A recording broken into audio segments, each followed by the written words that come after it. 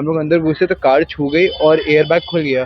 जैसे ही air bag खुला कुछ आगे का दिखा नहीं और गाड़ी अपने आप ही डीरेल हो गई। फिर मैं वहाँ सूर्यशेखर से निजामपुरा वापस आ रहा था, बस। सूरज का घर किधर है? गधेड़ा सर्कल।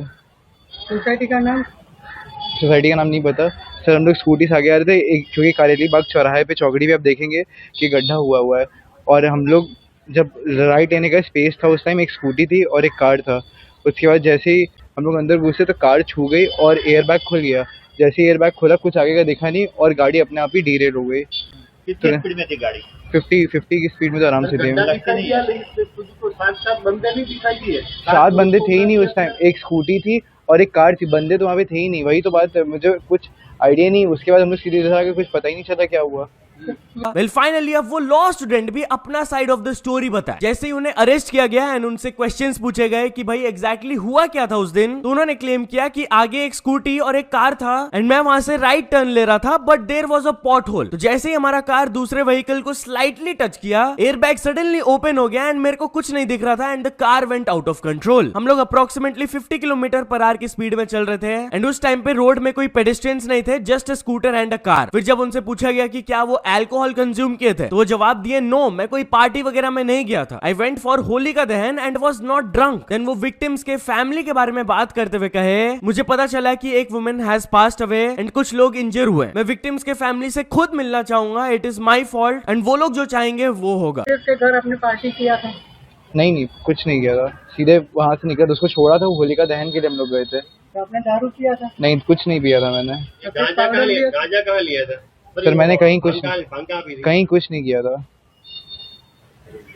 और आपको से कितने जब बताया आपको 8 लोग? सर मुझे अभी जस्ट पता चला है और मुझे कोई आइडिया कल तक भी नहीं था, क्योंकि मुझे से बताया गया था, मुझे पता नहीं था। लेकिन मुझे आज सर ने बताया कि एक लोग की डेथ हो गई है और कुछ लोग इंजर्ड हैं।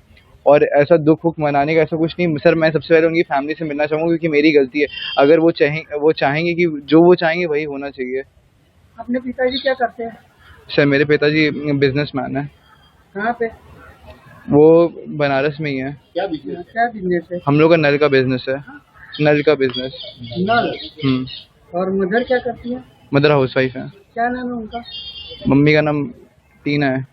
तो चलिए अब आगे बढ़ते हम लोग बात करने वाले हैं मैक्स टर्न के बारे में। तो क्या पुलिस मैक्स टर्न के खिलाफ एक्शन लेने वाले हैं? वेल बेसिकली मैक्स टर्न कुछ दिनों पहले एक ट्वीट किए थे, कोटा वालों तुम रस्सी से खेलो, होली खेलना तुम्हारे बस का नहीं है। तो किसी ने शायद से ये पुलिस को रिपोर्ट कर दिया था, तो राजस्थान पुलिस की तरफ से भी एक रिप्लाई आ गया था इस ट्वीट के नीचे। वही इस जोक को फिर वो डिलीट कर दिए एंड फिर सॉरी बोलते हुए अपने इंस्टाग्राम में ये रील अपलोड की है। काफ़ी सारे लोगों को उस चीज़ से आहत हुई है, तो मैं इसके लिए एक्सट्रीमली सॉरी। मेरा मकसद आप लोगों के भावनाओं को ठेस पहुंचाना नहीं था, वो बस एक मजाक था। तो आई होप अगर आपको ये मजाक बुरा लगा हो तो आप मुझे माफ़ कर दो, और अगली बार से मैं ध्यान रखूंगा कि ऐसा बेहुदा मजाक मैं जिंदगी में ना करूं। तो चलिए अब आगे बढ़ते हम लोग बात करने वाले हैं हनी सिंह के बारे में। तो हनी सिंह रिप्लाई दिए on the vulgar songs debate. Yes guys, recent times में उनको काफी ज्यादा क्रिटिसिज्म मिल रहा है कि वो वल्गर सॉन्ग्स अपलोड करते हैं एंड उनसे ये भी सवाल पूछा जाता है कि वो ऐसे सॉन्ग्स को क्यों नहीं बनाते जिसमें कुछ सोशल मैसेज हो। लेकिन इंटरव्यू के दौरान वो इस पर जवाब देते हुए ये कहे, there is no responsibility for an artist to do such thing, क्योंकि हम लोग आर्टिस्ट हैं, नॉट स्कॉलर।